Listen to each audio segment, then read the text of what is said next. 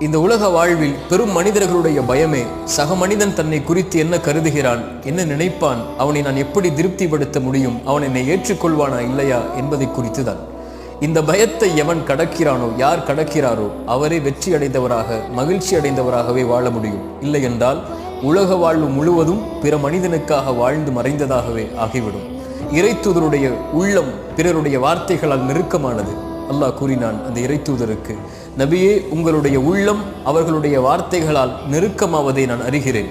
நீங்கள் அதை குறித்தெல்லாம் கவலைப்படாதீர்கள். அதற்கெல்லாம் நீங்கள் பதிலளிக்கவும் தேவையில்லை. என்னை புகழ்ந்து விடுங்கள், என்னை சிரம்தாழ்த்தி வணங்கி விடுங்கள் என்று இறைத்தூதருக்கு இறைவன் அறிவுரை கூறினான். படைப்புகளை திருப்திப்படுத்துவது உங்களுடைய நோக்கம் அல்ல. படைத்தவனை திருப்திப்படுத்துங்கள்.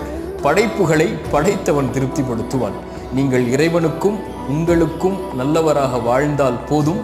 யாருக்கும் அதை நிரூபிக்க வேண்டும் என்ற அவசியம் இல்லை.